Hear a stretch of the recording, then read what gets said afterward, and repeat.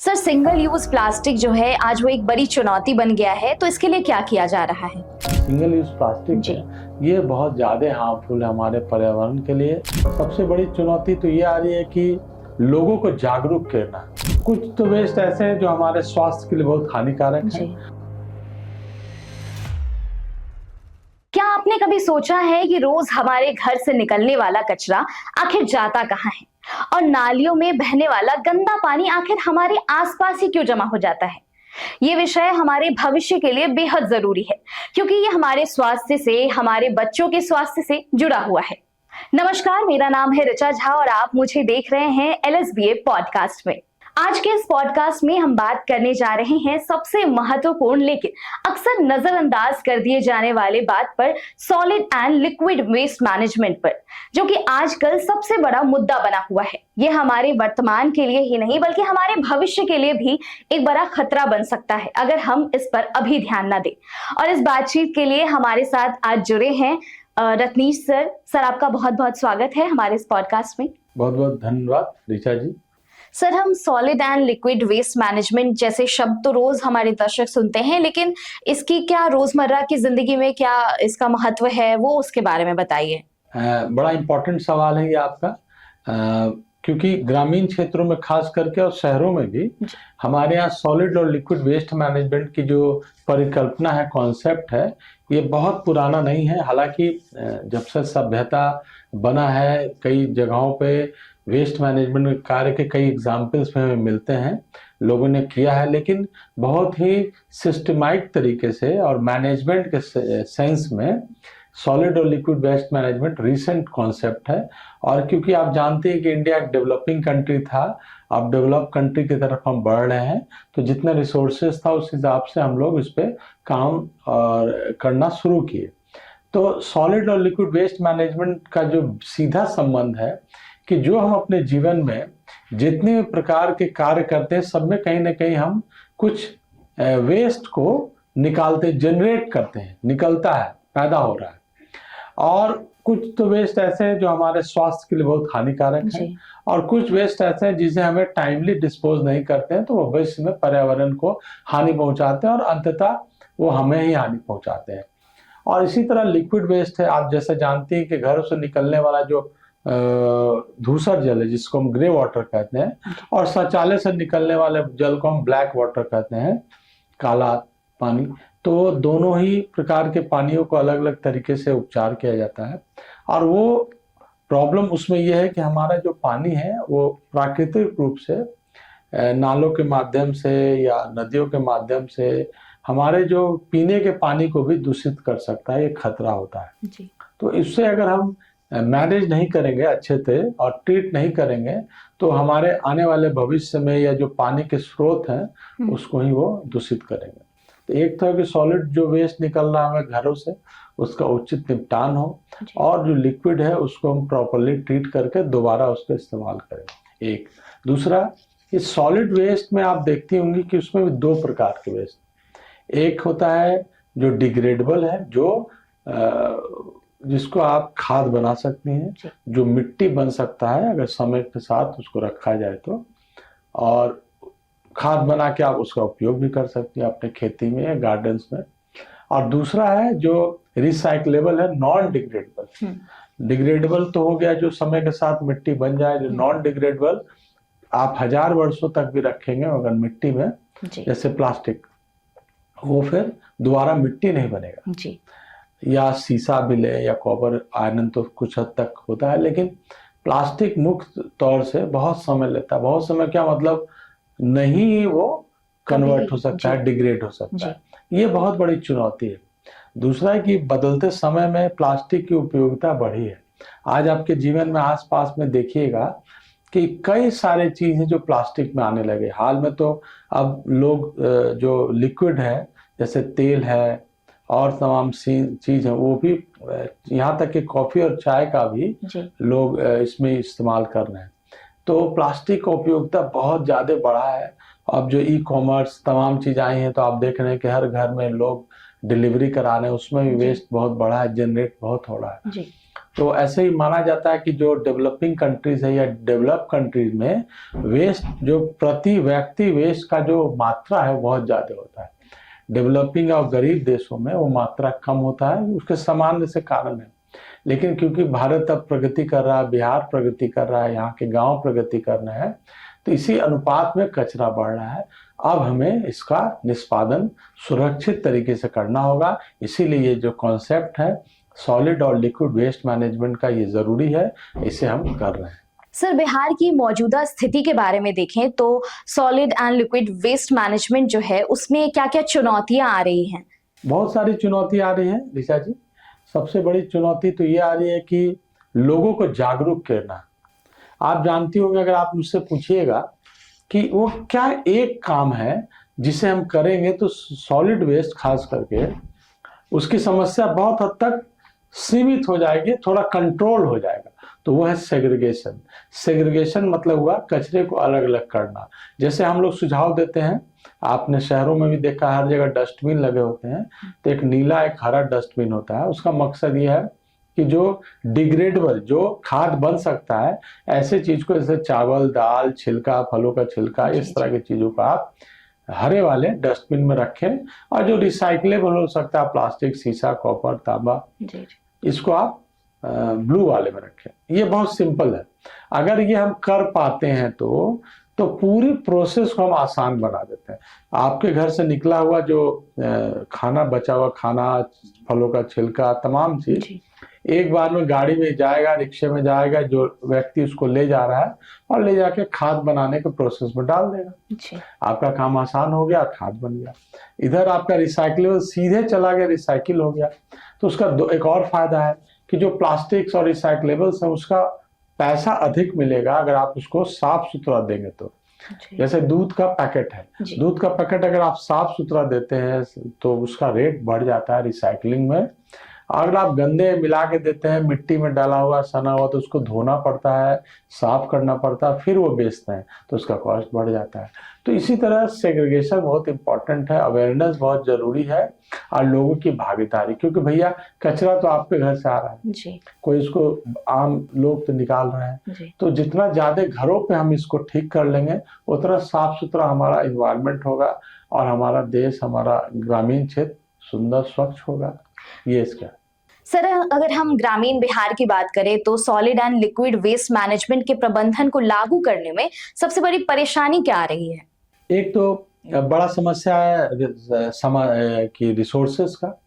आपको बहुत ज्यादा धन की आवश्यकता पड़ती है, तो धन को मुहैया कराने में सरकार बहुत ही आगे आई है, बिहार सरकार और भारत सरकार दोनों। और इसके अलावा 15 जो फाइनेंस कमीशन का भी धन है, पंचायती राज से भी, अभिसरण से भी इसमें सहयोग है। तो विभिन्न विभागों का भी इसमें हमें सहयोग मिलता है कि पैसा मिलता है। एक दूसरा कि जनता की भागीदारी बहुत ज्यादा इसमें एक रिसोर्स है। जी। जनता भी इसमें कुछ कंट्रीब्यूट करना चाहे तो कर सकती है, उससे भी हम इसको आगे बढ़ाते हैं जी। तो वो एक चैलेंज है। और तीसरा क्या है कि ये आदत और व्यवहार से जुड़ा हुआ है। स्वच्छता, जैसे आपने देखा कि आमतौर पर ट्रैफिक में हेलमेट्स नहीं पहनते थे हम जी। उसका कारण था हमें आदत नहीं था, मुझे लगता है कि बगैर हेलमेट के क्या होगा जी। लेकिन जब दुर्घटना होती है आमतौर पर हम देखते हैं तो लगता है कि एक हेलमेट पहना हुआ व्यक्ति का जान जाना से कितना बच सकता है कंपेयर टू जो नहीं पहना। उसी तरीके से कि ये जो हम सैनिटेशन पे काम करते हैं, चाहे सेग्रीगेशन हो या ग्रे वाटर हो या खाद निर्माण करने का हो या जो भी आप कर रहे हैं, उसमें आप थोड़ा थोड़ा भी अपने आदत को बदलेंगे तो बहुत ज्यादा बदलाव होगी। एक बच्चा का भी शौचालय अगर आप बाहर फेंक दिए या किसी ने शौचालय बाहर खेत मैदान में किया तो आप जान लीजिए कि बारिश के समय में उसका कंटेमिनेशन का चांसेस कितना बढ़ जाता है, मक्खियों से, बाकी जो जीव जंतु से या पानी में मिल करके। तो जो व्यक्ति ये करता है उसके लिए लगता है सामान्य है और बहुत पहले समय से वो करता आया है और मेरे पूर्वज भी करते थे, इसमें क्या प्रॉब्लम है। लेकिन आज के समय में जब हम जान गए हैं कि किस बीमारी का क्या कारण है, क्या संबंध है, तो हमें तो ये आंख खोलने के लिए काफी है, लेकिन तब भी कुछ लोग हैं कि अपने को नहीं समझ पाते हैं और एक दो व्यक्ति की वजह से पूरा का पूरा गांव या एक क्षेत्र प्रभावित होता बीमार है। होता है। तो ये सबसे जो आप पूछ रहे हैं प्रश्न की बड़ी चैलेंज जी। क्या है, तो एक तो रिसोर्सेज है, इसमें सरकार आगे आके मदद करी, बहुत पैसा लगता है इसमें। जी, और दूसरा लोगों का सहयोग और थोड़ा सा उसमें अगर मदद मिले, बिहेवियर जागरूकता, चेंज अगर वो बिल्कुल करें तो। बिल्कुल बिहेवियर चेंज वेरी इंपॉर्टेंट। जी सर, सिंगल यूज प्लास्टिक जो है आज वो एक बड़ी चुनौती बन गया है, तो इसके लिए क्या किया जा रहा है?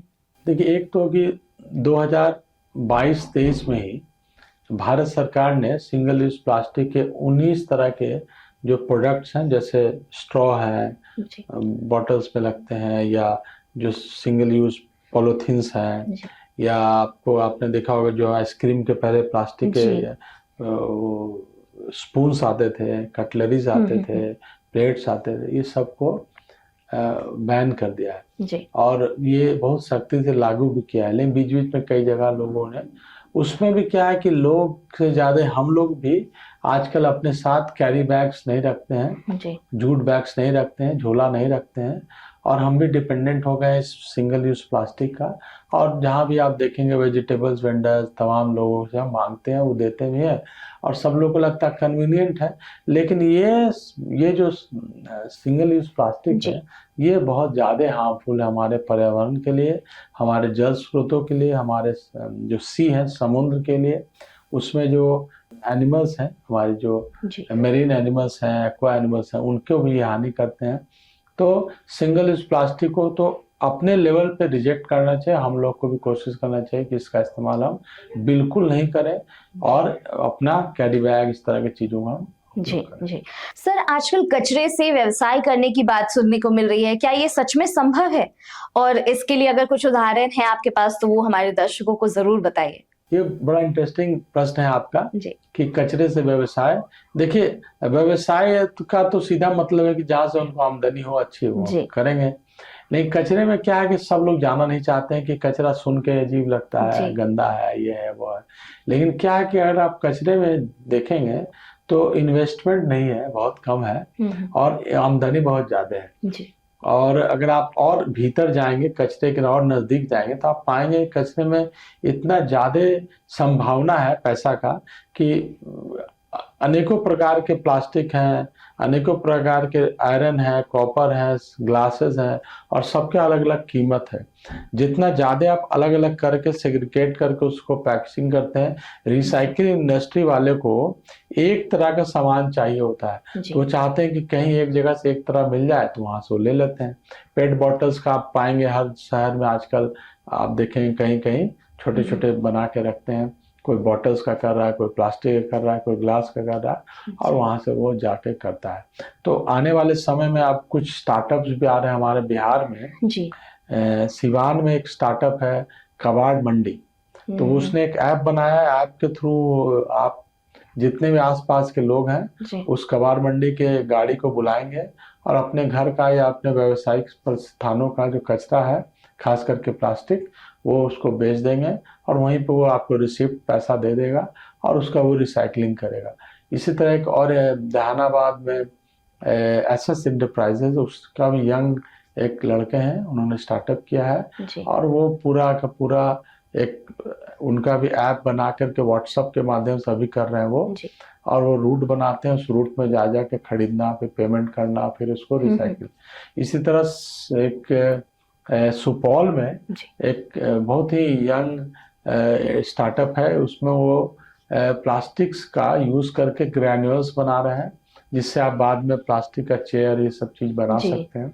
उसको वहाँ पे जिला से भी और प्रधानमंत्री रोजगार जो स्कीम है उससे हाँ, भी सहयोग मिला है, जी, और हम लोग भी कोशिश कर रहे हैं कि उसको साथ मिल करके कुछ अच्छा करें। तो ये 2-3 एग्जांपल्स हैं जो कचरे से व्यवसाय करने का है। जी, और भी बहुत सारे, मतलब जी, बिहार से बाहर आप जाएंगी तो कई नए नए यंग एंटरप्रेन्योर्स आ रहे हैं और वो चाहते हैं कि इसमें खूब काम करें। इसमें दो फायदा है, एक तो पैसा भी है जी, और पर्यावरण को आप कंट्रीब्यूट भी करते हैं, जी, और आगे चल के कार्बन क्रेडिट्स इस तरह की चीज़ों का भी कुछ फायदा उठा सकते हैं। तो ये बहुत ही अच्छा है, इनोवेटिव काम है आगे जी। करने के लिए। सर, आगे सॉलिड लिक्विड वेस्ट मैनेजमेंट के ऊपर क्या आगे की कार्य योजना है, उस पे कुछ बताइए। अभी तो क्या है कि हम लोग ने हर ग्राम पंचायत में इसको शुरू किया है, और आप जैसा जानते हैं कि इस कार्य को करने में कई ई रिक्शा, पी रिक्शा जो होता है, जी जी ठेला, ये सब यूज होते हैं, लोग लगते हैं, काफी खर्च होता है। तो एक तो है कि इसको सस्टेनेबल बनाना, जी दूसरा आप जानते हैं कि चीजें खराब होती हैं, थोड़ा फंक्शनिंग का इशू है, ऑपरेशन एंड मैनेजमेंट का चैलेंजेस आता है।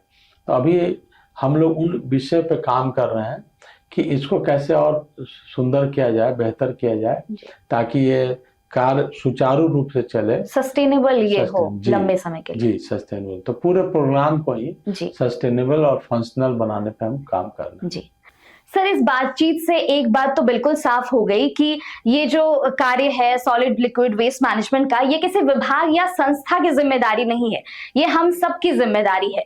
तो इस पर हम सब ध्यान दें और हम कोशिश करें कि हम अपने व्यवहार में परिवर्तन लाएं, अपने लिए, अपने भविष्य के लिए, अपने और अपने बच्चों के भविष्य के लिए एक सुरक्षित भविष्य चुनें। तो फिर हम मिलेंगे एक नए विषय के साथ, तब तक स्वच्छ रहिए, स्वस्थ रहिए।